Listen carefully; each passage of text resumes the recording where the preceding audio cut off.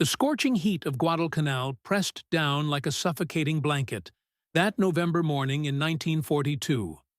Steel matting beneath aircraft wheels radiated waves of shimmering air. 16 twin-engine fighters settled onto Henderson Field with mechanical precision. These weren't the sleek interceptors anyone expected from American factories. The Lockheed P38 Lightning defied every principle of fighter design that Japanese observers understood. Twin booms jutted awkwardly from central nacelles.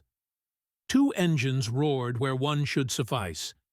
Everything about these machines screamed excess over elegance. Hidden watchers in jungle shadows transmitted their assessments with barely contained mockery. These Americans had built flying trucks instead of fighters. The contrast with their beloved Zero couldn't have been starker. Where Japanese engineering pursued perfection through subtraction, America had chosen addition. More engines, more weight, more complexity. The philosophy behind the Mitsubishi A6M represented centuries of warrior tradition distilled into aluminum and steel. Every unnecessary component had been ruthlessly eliminated. Every gram of excess weight removed. The result was aerial poetry. Pure maneuverability achieved through discipline and restraint. But these American contraptions represented the opposite approach entirely. Brute force engineering. Industrial excess masquerading as fighter aircraft. To eyes trained on the Zero's elegant simplicity, the Lightning appeared almost comical. At Riboli headquarters, the Imperial Navy's 11th Air Fleet received these initial reports with deep satisfaction. The assessments confirmed their fundamental beliefs about American character. Material wealth substituting for warrior spirit. Technology compensating for lack of courage. None of these confident commanders could imagine the transformation about to unfold. Within months, their certainty would crumble. Their most precious leader would fall from the sky. The mathematics of aerial warfare would be rewritten in ways they couldn't comprehend. This moment of mockery would prove to be the last time Japanese naval aviation underestimated American capabilities. The laughter was about to stop forever. Those first intelligence reports had originated months earlier in August 1942. Strange twin-engine fighters had appeared in the fog-shrouded Aleutian Islands. On August 9th, a pair of P-38s from the 343rd Fighter Group had destroyed 2 Kawanishi H-6K flying boats. First blood for the Lightning in the Pacific War. But this distant action seemed irrelevant to Pacific commanders focused on the Solomon Islands campaign. The Aleutians were a sideshow, a frozen wasteland where nothing important ever happened. These early Lightning victories could be safely ignored. The September 1942 intelligence assessment distributed to fighter units reflected this institutional arrogance. The twin-engine design represented typical American overcomplication.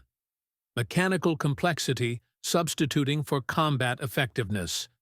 Such aircraft would prove inferior in any situation requiring maneuverability. Commander Minoru Genda reviewed these reports with professional satisfaction.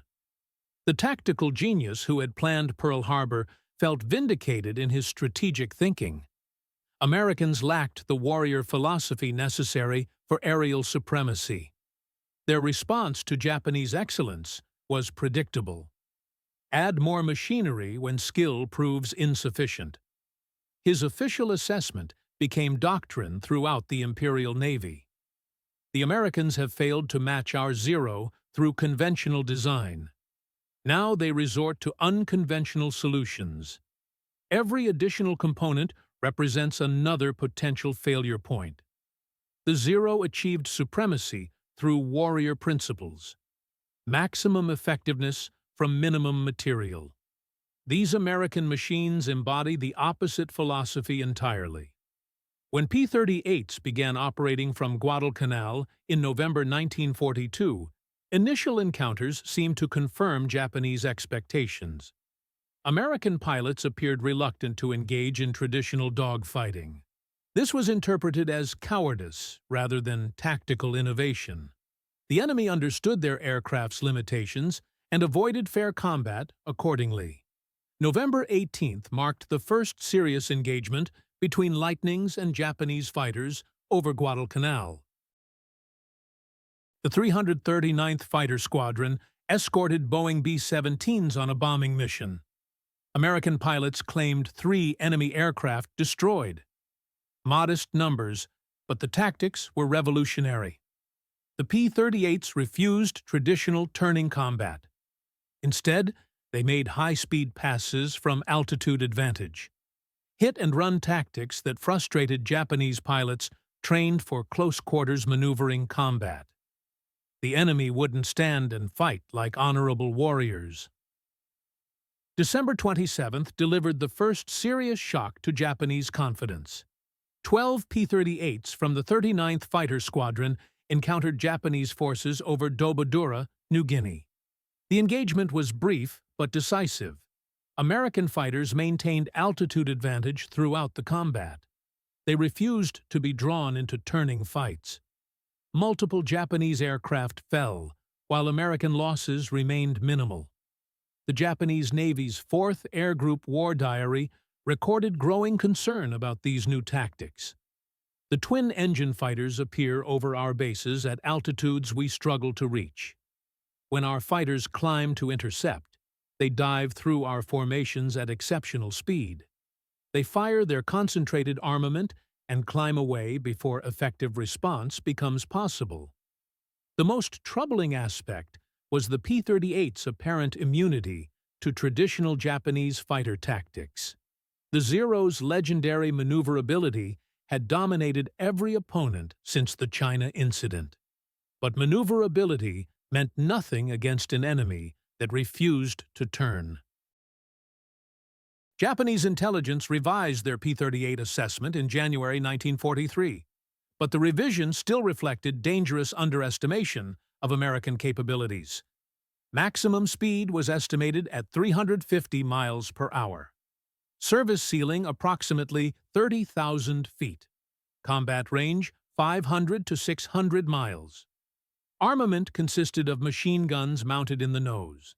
Tactical recommendations remained rooted in traditional thinking. This aircraft's weight and complexity make it vulnerable to our fighters in conventional combat.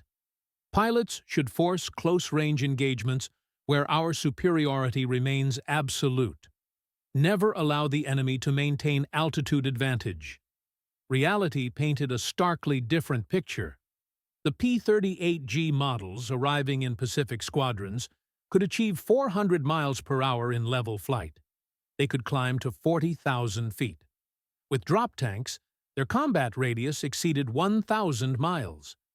The concentrated firepower of 4 50-caliber machine guns plus one 20mm cannon provided devastating accuracy. American pilots were rapidly developing tactics specifically designed to exploit the Lightning's unique advantages. Major John Mitchell, destined to lead the most famous P-38 mission in history, was refining these tactics with the 339th Fighter Squadron. The fundamental rule was elegantly simple.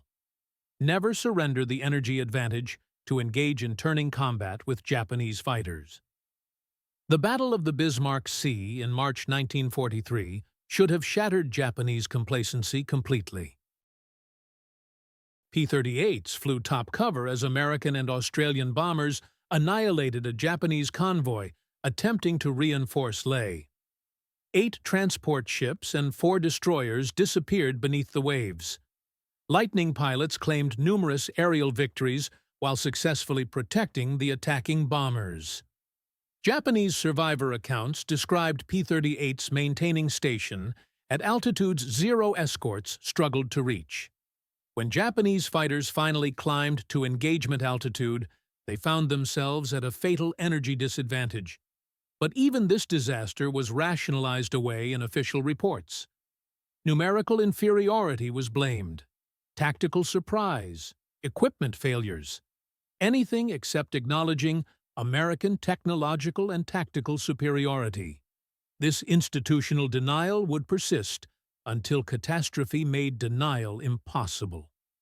Admiral Yamamoto launched Operation Wango on April 1, 1943. This massive aerial counteroffensive was intended to crush American air power in the Solomons. The operation would demonstrate continued Japanese superiority in the face of mounting evidence to the contrary. Yamamoto himself moved forward to Rabaul to personally direct operations. The results were catastrophically misreported to Japanese high command. Pilots claimed fantastic victories. Dozens of American aircraft allegedly destroyed. Multiple ships supposedly sunk. The actual American losses were minimal. Japanese aircraft losses, many to marauding P-38s, were substantial. In this atmosphere of false confidence, Yamamoto made his fatal decision. An inspection tour of forward bases would demonstrate Japanese resolve and boost morale. The decision placed him within range of American P-38s operating from Guadalcanal.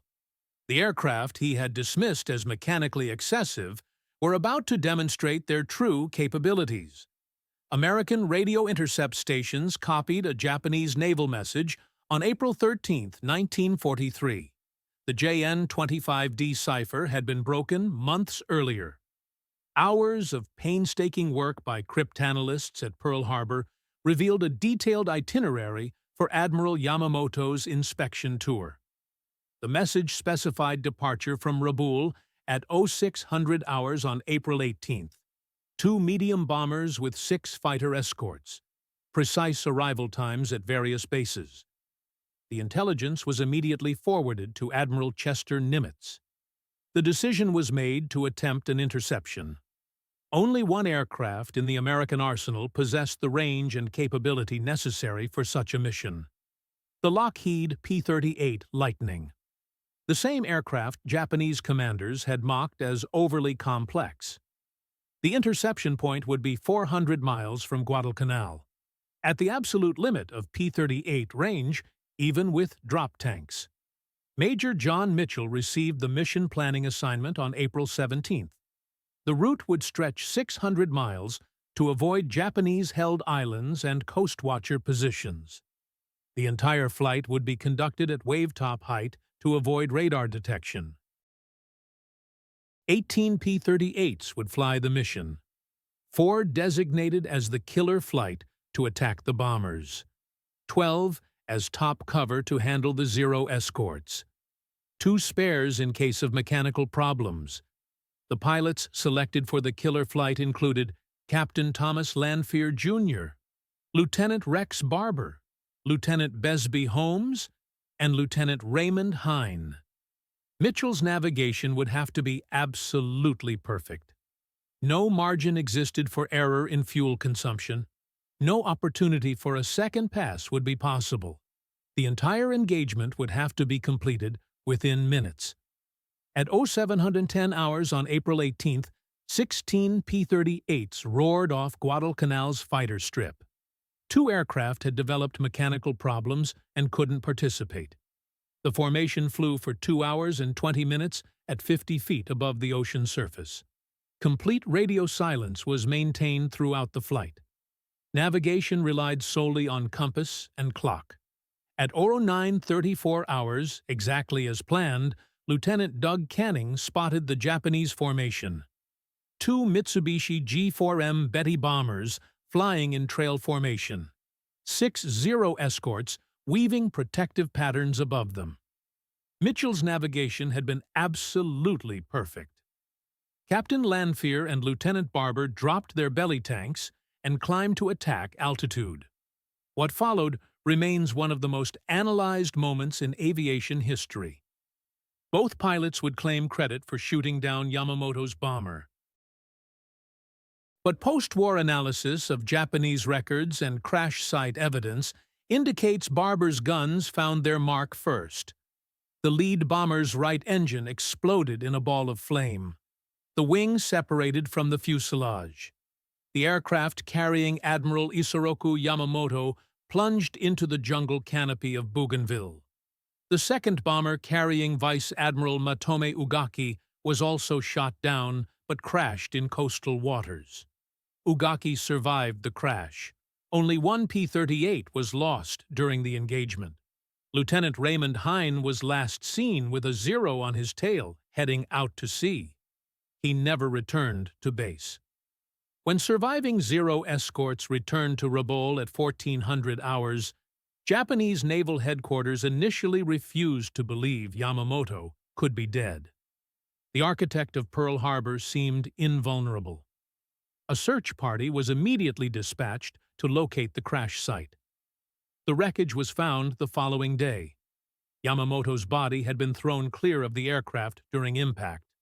250 caliber bullets had killed him instantly. The psychological impact on the Japanese Navy was absolutely devastating. Yamamoto represented more than military leadership. He embodied Japanese naval tradition and superiority. That Americans could hunt him down at a precise time and place of their choosing demonstrated intelligence gathering and operational capabilities the Japanese had never imagined possible. Captain Watanabe, who led the recovery party, reported finding the admiral still gripping his ceremonial sword. He maintained dignity even in death. But the precision of the American attack, appearing at exactly the right moment, at exactly the right coordinates, shattered our confidence completely. The successful interception of Yamamoto forced a complete re-evaluation of the P-38 within Japanese naval aviation circles. A new assessment issued on May 1, 1943, marked Most Urgent All Units, revealed the scale of previous miscalculations. Previous assessments of the Lockheed twin-engine fighter are hereby rescinded. Based on combat analysis and the events of April 18th, actual capabilities are assessed as follows. Maximum speed exceeds 400 miles per hour. Service ceiling exceeds 40,000 feet. Combat range exceeds 1,000 miles with auxiliary fuel tanks.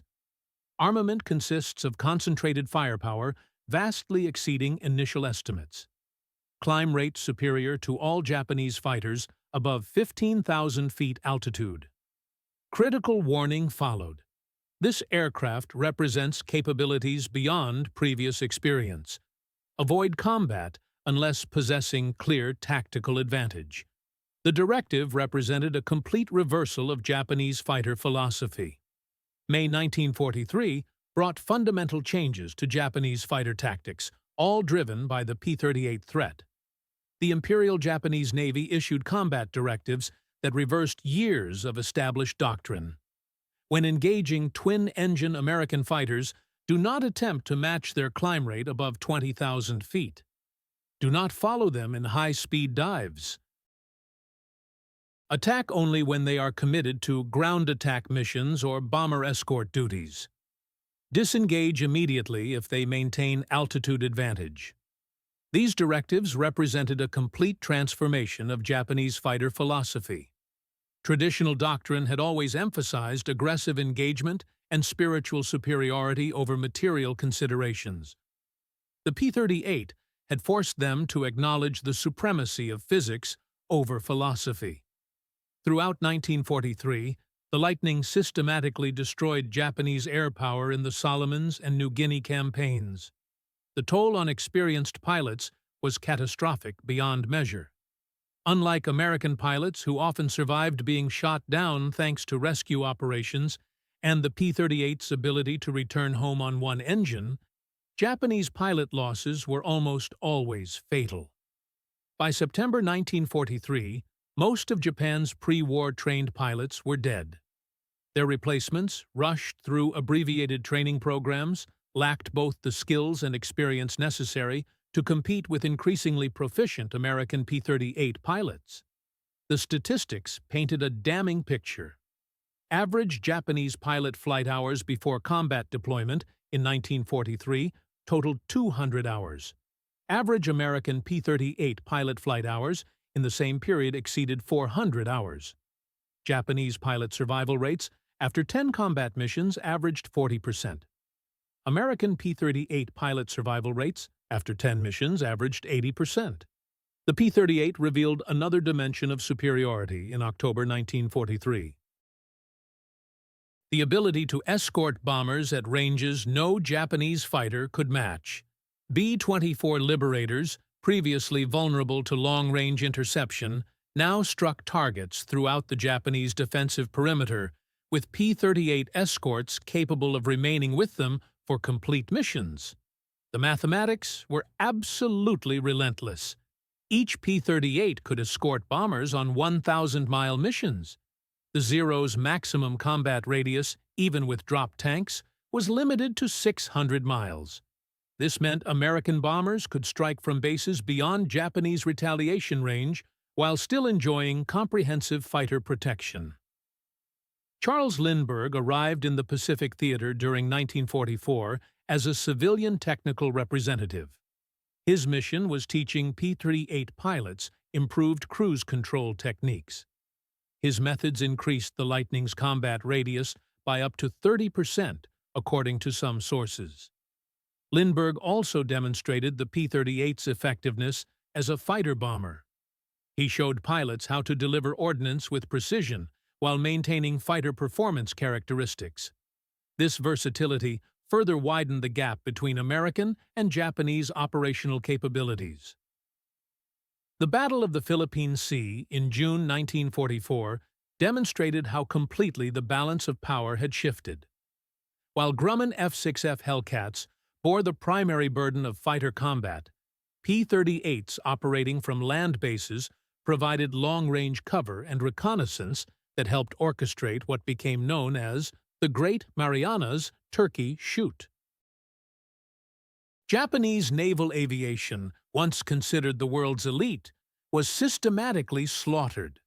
The few surviving Japanese pilots reported that American fighters, including omnipresent P-38s, seemed to appear everywhere simultaneously. Always with altitude advantage, always with superior numbers, always with devastating firepower concentration. Throughout 1944, American P-38 pilots in the Pacific competed in what they called the ace race. The statistics tell an incredible story of aerial dominance. Major Richard Bong achieved 40 victories, all while flying P-38s. Major Thomas Maguire scored 38 victories, all in Lightnings. Colonel Charles MacDonald claimed 27 victories. Lieutenant Colonel Gerald Johnson scored 22 confirmed kills. These totals, achieved in roughly 2 years of combat, exceeded the victory scores of most surviving Japanese aces who had been flying combat missions since 1937. The P-38 had become more than just a fighter aircraft. It had evolved into an ace-making machine of unprecedented effectiveness. By 1945, Japanese naval aviation had effectively ceased to exist as a coherent fighting force.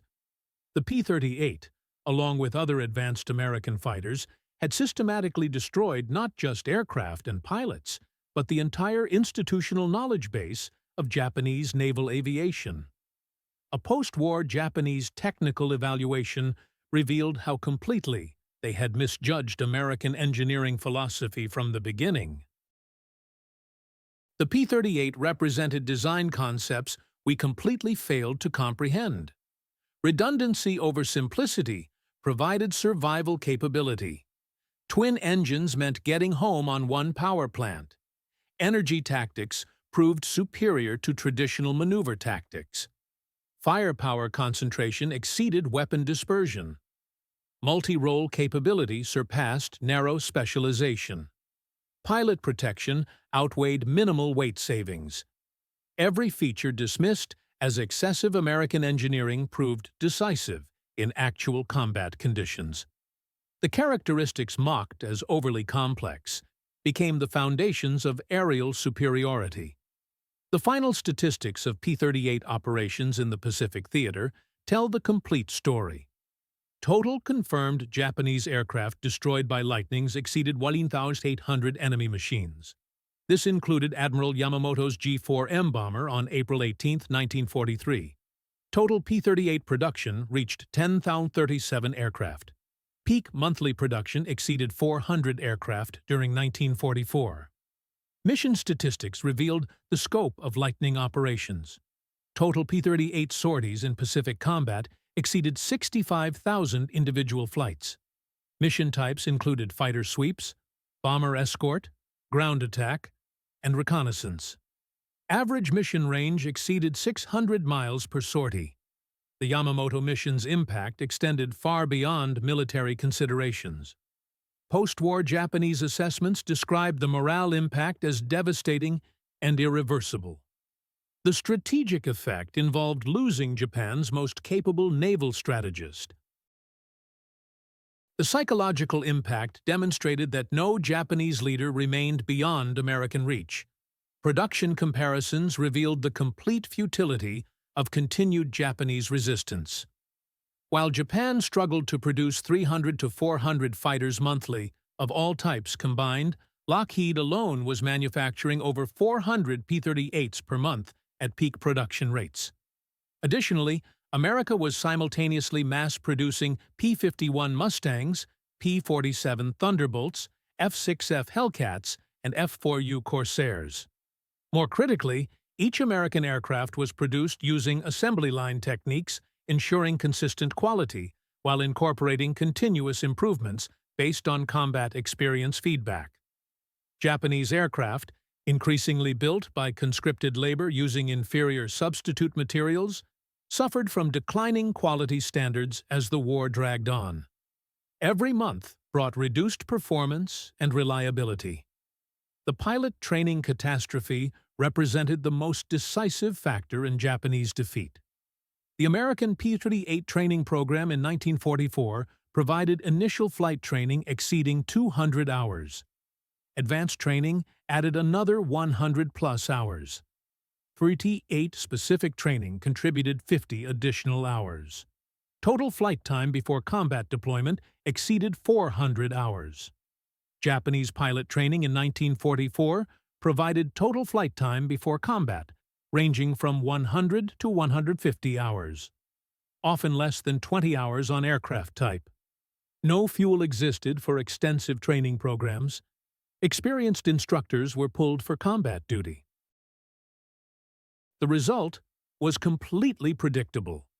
American P-38 pilots arrived in combat theaters with extensive training backgrounds. They joined squadrons with experienced veterans who passed on hard-won combat wisdom. Japanese pilots arrived barely capable of flying formation. They were often killed during their first combat missions. The P-38's extraordinary range fundamentally altered Pacific strategy considerations. Japanese planning documents from 1944 reveal how Lightning capabilities constrained their operations. All fleet movements must account for P-38 reconnaissance and strike capability. Daylight operations within their range invite certain destruction. This restricts our operational flexibility to an intolerable degree. The Japanese Navy's inability to operate freely during daylight hours within P-38 range, which by 1944 encompassed most of the Western Pacific, fundamentally altered the war's strategic dynamics. Japanese forces were forced into night operations with all the attendant disadvantages. By late 1944, the P-38J and L models had addressed every deficiency identified during combat operations. Improved engines provided greater reliability. Hydraulically boosted ailerons enhanced maneuverability. Better cockpit heating solved high-altitude comfort problems. Dive brakes eliminated compressibility issues. The Lightning had become superior in every performance category. Meanwhile, Japan struggled to maintain production of the obsolescent Zero design. No resources existed for developing or producing more advanced fighter designs in meaningful numbers.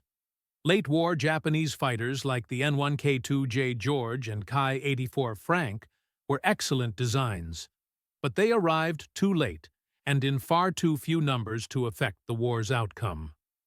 Post-war interrogations of surviving Japanese pilots revealed the complete transformation in their perception of the P-38 Lightning. Lieutenant Commander Sadaharu Akamatsu, interviewed in 1946, provided remarkable testimony. "We began the war believing our spirit and skill were superior to American materialism. The P-38 proved that properly employed technology defeats warrior spirit. You cannot fight fundamental physics with individual courage." Captain Takeo Tanamizu, who survived the war with 32 confirmed victories, offered his assessment. The P-38 was not the best turning fighter, not the fastest aircraft, not the highest flying machine, but it was good enough at everything important. And it was everywhere we flew. We called them twin-tailed shadows, because they seemed to be waiting wherever our missions took us. In 1962, at a joint U.S.-Japanese aviation history symposium, veterans from both sides discussed the P-38's historical impact. Former Captain Minoru Genda, by then a member of Japan's Diet, admitted painful truths. The P-38 was the first clear signal that we had fundamentally misunderstood modern warfare principles. When it killed Admiral Yamamoto, it killed more than one man. It killed our entire concept of how wars should be fought. We thought wars were won by superior individual warriors. The Americans proved wars are won by superior industrial systems. Former Major John Mitchell, who had led the Yamamoto Interception mission, responded thoughtfully, "We couldn't build a fighter that could outturn a Zero in traditional combat. So we built one that didn't need to engage in turning fights." That's the fundamental American approach to problem solving. If you can't win playing their game, change the game rules entirely. At a 1985 reunion of Pacific Theater veterans held in Hawaii, surviving Japanese naval aviator Kenji Yanagiya, who had flown escort for Admiral Yamamoto, delivered these remarkable concluding remarks. "We dismissed your P-38 in 1942 because we measured it by our traditional standards. We valued mechanical elegance above all else. You valued practical effectiveness. We sought absolute perfection in one narrow dimension. You sought adequate performance in all dimensions simultaneously. We built the ultimate sword for aerial combat. You built a gun that made swords completely irrelevant." The killing of Admiral Yamamoto was not simply a successful tactical mission. It was a strategic demonstration of American capabilities. The message was that America could reach anywhere in the Pacific, strike any target. With an aircraft we had initially dismissed as impossible to succeed. But the greatest lesson was this fundamental truth. The P-38 taught us that modern warfare is not about individual excellence, but about systematic approaches. Not about warrior spirit, but about industrial capacity. Not about elegant solutions, but about practical ones that work under combat conditions. We laughed at the P-38 Lightning in 1942. By April 18, 1943, it had killed our greatest admiral. By 1944, it owned our skies completely. The laughter stopped forever when we finally realized we were not fighting individual pilots. We were fighting an entire industrial system capable of producing quality equipment in overwhelming quantities. To the men who flew the Lightning, you didn't just win a military conflict. You changed how future wars would be fought forever. The age of the individual warrior was ending. The era of systematic warfare had begun. Admiral Yamamoto's death on April 18, 1943, marked more than the loss of a brilliant military strategist. It marked the precise moment when Japanese naval aviation's ultimate fate was sealed beyond any possibility of redemption. The 16 P-38 Lightnings that took off from Guadalcanal that morning carried more than ammunition and aviation fuel.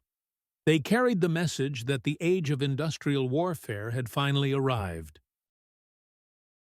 Future wars would no longer be won by the courage and skill of individual warriors, but by the capacity to produce superior weapons in overwhelming numbers, train pilots through systematic programs, and employ advanced technology with intelligent planning. From November 1942, when Japanese commanders first laughed at the ungainly twin-boomed fighters arriving at Henderson Field, to April 1943, when those same fighters killed their most important leader, to 1945, when P-38s roamed freely over the Japanese home islands themselves, the transformation was absolutely complete. The Japanese had laughed at American complexity, only to discover it represented sophisticated engineering. They had mocked excess, only to learn it meant abundance of capability. They had dismissed the P-38 as too American, too big, too complicated, too mechanical, only to find that these very qualities made it perfect for the kind of war America intended to fight and win. The laughter had lasted exactly 5 months. The consequences would echo forever. The P-38 Lightning didn't just shoot down Admiral Yamamoto on April 18, 1943. It shot down an entire philosophy of warfare, proving conclusively that in modern conflict, the assembly line beats the samurai sword, the slide rule beats the warrior spirit, and industrial mathematics beats individual courage every single time. They laughed at the P-38 Lightning until it shot Yamamoto from the sky. After that terrible day, the only sound remaining was the distinctive drone of twin Allison engines, carrying American power wherever it chose to go, whenever it chose to strike, however it chose to win. The Lightning had struck with devastating precision. The age of the samurai was over forever. The American century had begun in earnest. Those 16 P-38s that killed Yamamoto flew 435 miles from Guadalcanal, navigated by compass and chronometer alone, intercepted their target within 1 minute of the planned schedule, completed their mission in less than 10 minutes of actual combat, and returned safely with the loss of only 1 aircraft. This was not luck. This was not battlefield coincidence. This was American planning, training, and technology functioning exactly as designed, tested, and intended. The Japanese commanders who had laughed at the P-38 in November 1942 learned the hardest lesson of modern warfare. Never mistake different for inferior. Never confuse complexity for weakness. And never laugh at the future when it arrives on twin engines, armed with American firepower, and aimed by American determination and intent. The P-38 Lightning had earned the last laugh, and that laugh echoed across the entire Pacific Ocean until the rising sun finally set forever on August 15, 1945.